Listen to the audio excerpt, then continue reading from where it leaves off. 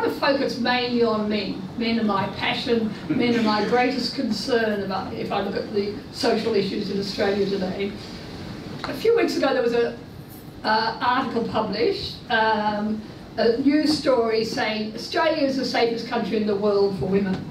That was totally ignored by our media, which is really weird because journalists love stories about how Australia is the best at everything. Australia is the best city for livable cities, the best country for livable cities, places to work, or retire, for families, for beaches. It's the sort of thing the media absolutely adores normally.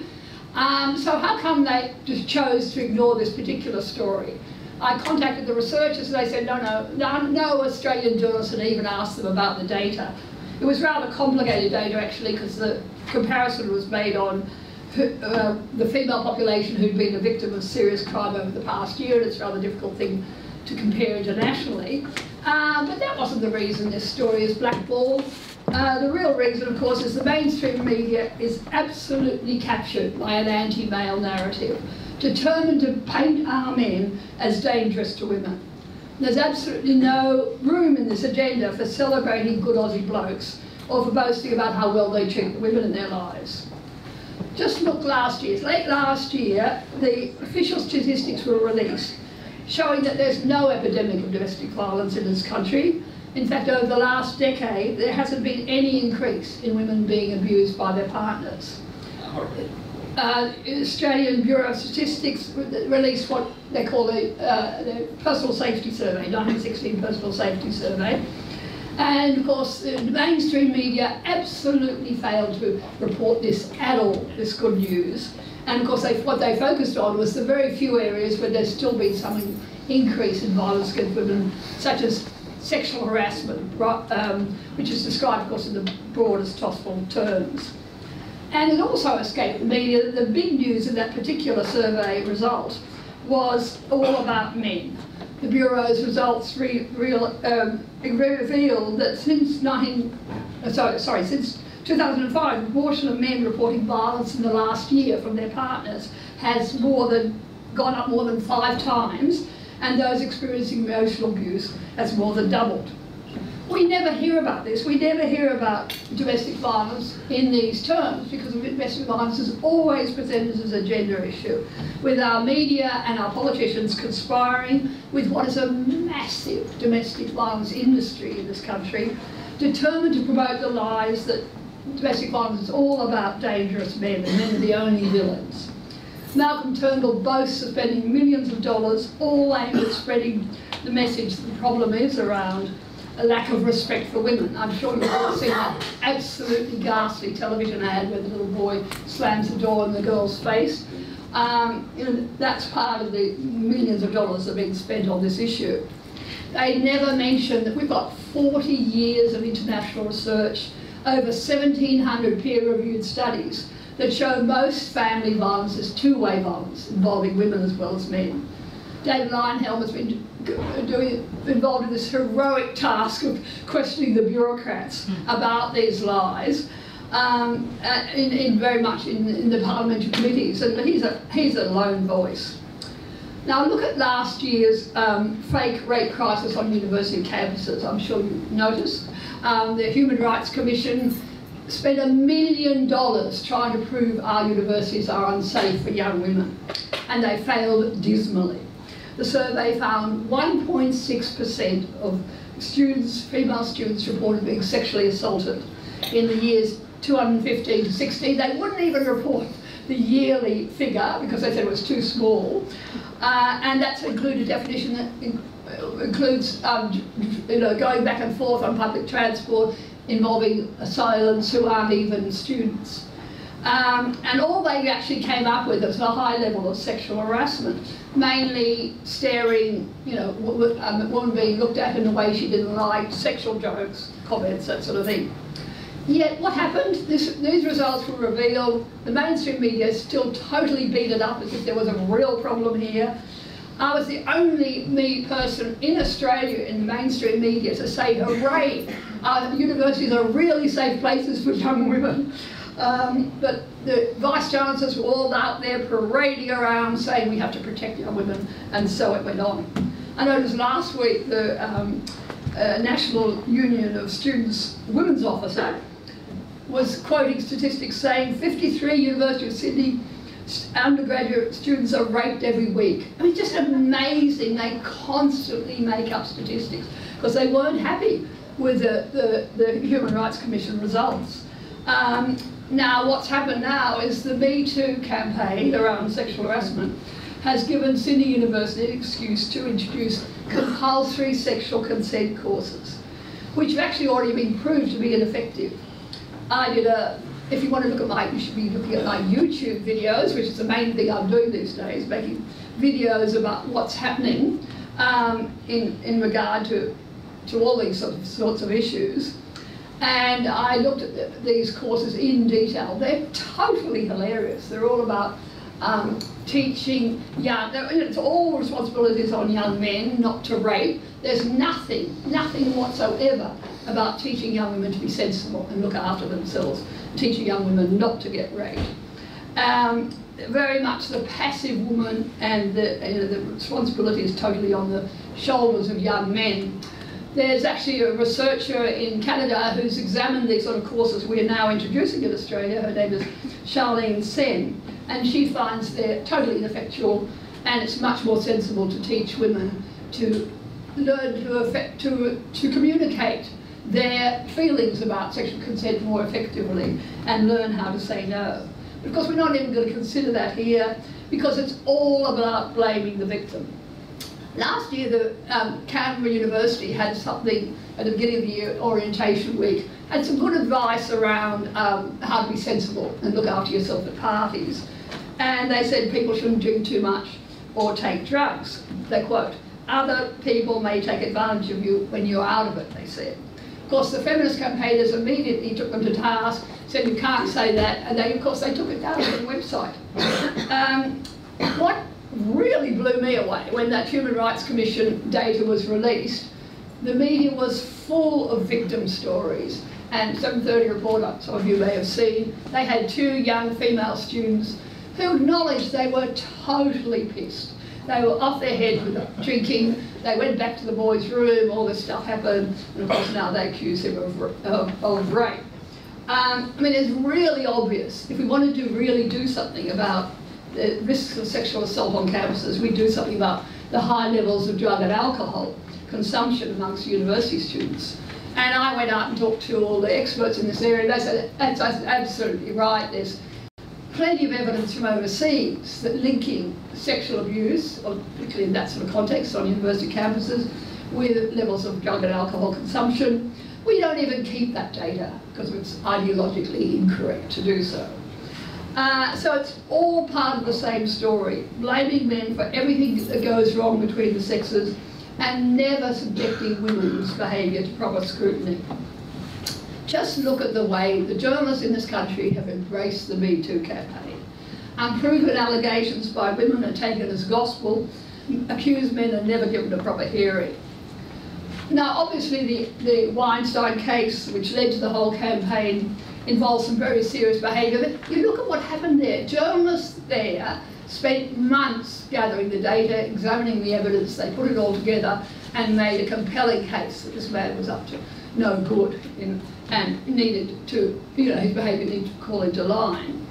Now the most trivial behaviour is being used to blacken men's reputation with absolutely no evidence to support it. The journalists are acting as judge and jury and parading these so-called victims in front of us all. Do you remember the allegations about Craig McLachlan, who's a star of apparently the Dr. Blake mysteries? All these allegations were made in the Sydney Morning Herald, and they've just had an investigation and found it. Yeah, he was involved in some bawdy humour, but nothing you could really call sexual harassment. Yet look at the damage that man's reputation. Some of the stuff that's been going on out there just blows me away. 79-year-old George Bush is accused of grasping, who's apparently got quite a certain amount of dementia, is accused of, grasping a woman's bottom when he was having a photo taken with her. Endless stories from women about the most trivial behaviour. The women who are, there was an MP in Canada who was having a photo taken with 2 other MPs, and he made a joke about this. this isn't quite the sort of threesome I had in mind. She said she was traumatised for 7 months. An MP is traumatised for 7 months by that comment.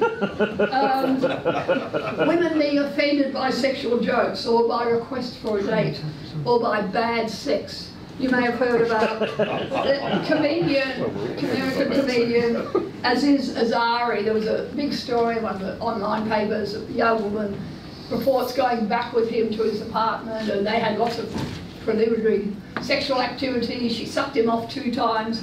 And then she later wrote all about this and said it was sexual harassment because he didn't realise she wasn't enthusiastic enough in the process. Or Charlie Waterstreet, Charlie Waterstreet, barrister, famous Sydney barrister, who was the inspiration for the television series Rake. And of course that character Rake is, you know, the most, he's always chasing women, he's always in trouble over sex. You know, that is his persona. And of course, that's exactly what Charlie is like. He's been writing for years and years articles where he boasts about his sexual exploits. Now, recently, a young woman, a medical student, a law student, went along for a job with him and was totally shocked that he talked about sex, and he showed us sexy stuff. He talked about vibrators. I mean, typical Charlie stuff. She's a law student. Doesn't she know about due diligence? I mean, it would take 2 minutes of Googling. Charlie at Water Street has an Archibald painting with young women, naked women crawling up his legs. I mean, it wouldn't be hard to determine this is a man who loves to be sexy. And yet, no, this is harassment. I mean, it's just extraordinary to me what's going on here. And the fact that these fainting couch feminists are being allowed to determine what's appropriate behaviour in the workplace and rid our workplaces of any normal interaction between men and women, any sexual spark, any jokes, any banter, the sort of thing that many women have enjoyed as well as men. Now next month we're going to have this fantastic visitor to our country. Those of you who don't know Jordan Peterson, you need to have a look at what he's doing. I'm delighted I'm going to be emceeing one of his talks, which I'm really thrilled about. If you don't know anything about it, he first acquired an international reputation because he stood up against the new crazy laws in Canada, making it compulsory for people to use made-up gender pronouns. And this is all part of the gender fluidity debate. But more recently, he was in Britain and he had an interview with a British journalist, Cathy Newman, on Channel 4. Douglas Murray said that he'd never seen a television interview more catastrophic for the interviewer. I mean, if you haven't seen it, have a look at this interview. It's extraordinary because he is calm, rational reason in the face of this ferocious, irrational feminist attack, and it's just brilliant viewing. And I think David's trying to get him a gig in Parliament, which would be fantastic if that happens. But what's really important to me about Peterson is he's really concerned about the impact of what's happening on young men. Growing up in a society where they're constantly demonised, where they never hear an encouraging word in their lives, he says. He points out how stupid we are to be alienating young men, telling them they're patriarchal oppressors, tyrants in waiting. He's just produced a book called 12 Lessons for Life, and it includes this really practical advice to young men about getting their act together in the face of this constant denigration that they're receiving. It's interesting, one of the things he talks about is why so many young men are disengaging in schools. That's something I've been writing about for 30 years. What's happening in our universities, which are becoming increasingly anti-male culture.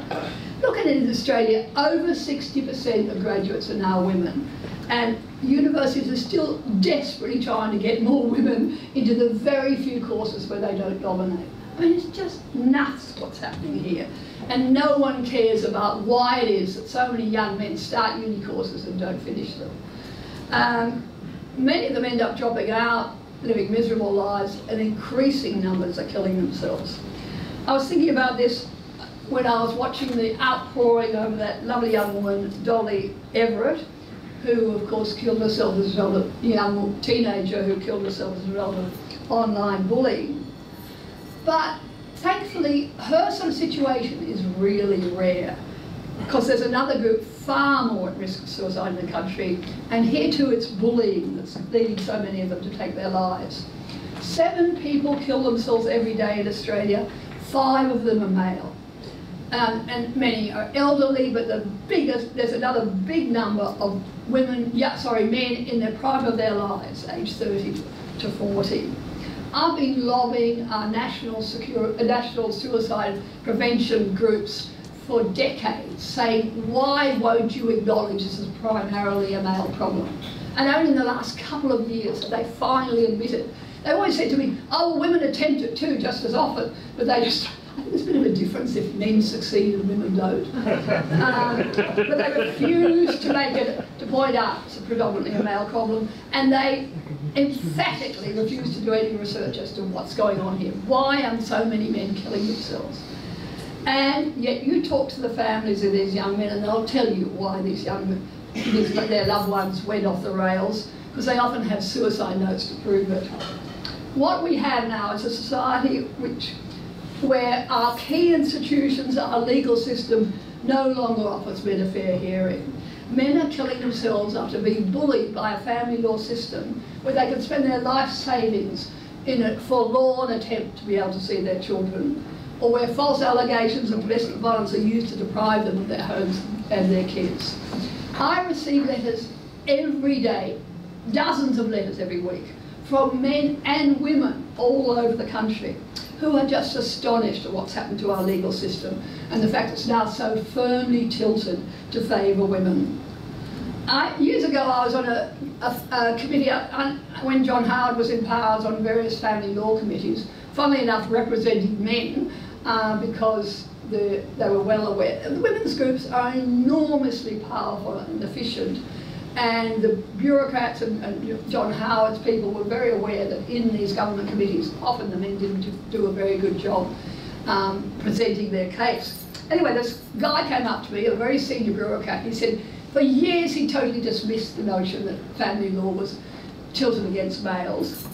And then he came home one day and discovered his wife had ended the marriage, and she changed the locks, and he tried to break in to get some clothes, a few of his personal things. The police came, he was locked up, it took him months to get even allowed to see his children again. He said he would never have believed that could happen to him.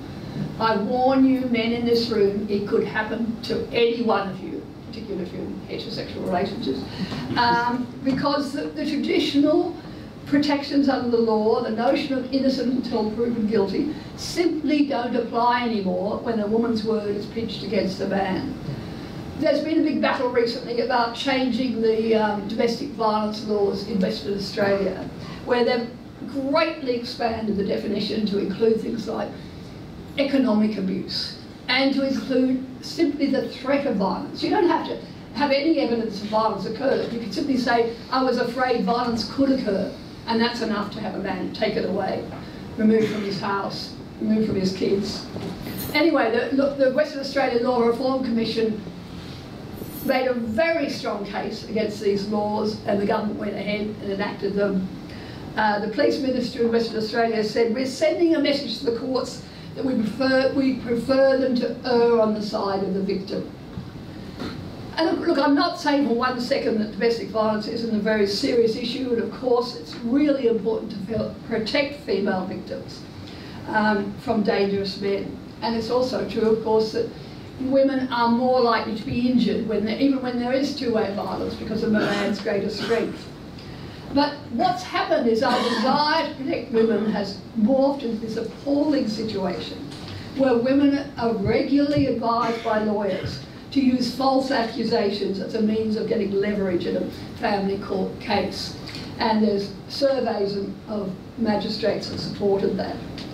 Last week I had a letter from a woman, a grandmother, I'll call her Deb, and she said, my family is being torn asunder by domestic violence. She's talking about her 30-year-old son who's being attacked by his partner. To watch your son suffer through such despair is horrendous as a parent. You watch them meet a partner and you might have these niggling doubts about the person, but you hope for the best. And then you find out small things, like being woken in the night, being hit because his partner didn't feel he was giving her enough attention, not being allowed to sleep, barrages of texts, demands to know where he is every minute of the day, threats to disappear with the children. And you watch your child, the one who was so happy, turn into a shell of himself. This guy, her son, called the police because she was jumping on him in the middle of the night and being beaten by him. He has a spinal injury from a workplace incident and he was in a lot of pain. Here's the grandmother. Who do you think the police took outside to calm down? Not her. Well, I guess being short, blonde and with a tiny voice against my 6'2" son, well, they just assumed, didn't they? He's been laughed at by police, told he didn't need their protection, told to be a man. Now they separated, everything calmed down for a while, and then he eventually got involved in a new relationship and she found out about it. And she sent him a text saying he had 3 weeks to come back to her or else, and it all started again. Endless accusations, he was hauled up by the police again, the family spent a huge sum on lawyers. She said that the police told him that they know she's lying, but the political pressure to clamp down on domestic violence means they were forced to pursue everything. So much for our judicial system. What's happening in our judicial system is a real disgrace, and you all need to start looking at this. Amongst the letters I get are from police all over Australia. A policeman whose adult son was going through a similar ordeal with his partner, a policeman who grew up with a violent mother and had a broken nose as a result of that, policemen who regularly go into homes and see violent women as well as men, but they're not allowed to talk about it. One policeman wrote to me recently from Mount Isa, and she'd put up a notice on Facebook which referred to one of the articles I'd written about domestic violence statistics, and she was disciplined as a result of that. The point about all of this is false accusations about domestic violence are only part of the story. Last year I wrote about an enormously detailed paper by a former law professor, Ken Aronson, who was explaining what had happened to changes in rape law in Victoria, where the state is now one of the most anti-male jurisdictions in the world, he said. And he showed how many of the traditional protections for a man accused of that sort of crime have been removed, and they can't use evidence that would normally be used to protect them. There's huge scandals going on about this, both in Britain and in the UK, where they've removed, you know, for instance, text messages, Facebook messages, which may show that the woman was still very interested in him after the alleged incident took place, which is the sort of thing that jurors take a lot of notice of if they're presented with that sort of evidence. Particularly, I mean, most of these cases are around consent. Are cases where it's he says, she says, with both of them giving a different view of what happened. And the real evidence is in those sort of text messages, is in what you can show about the way the relationship developed after the alleged incident. And the big problem is if you put that sort of evidence in front of a jury, they won't convict these young men.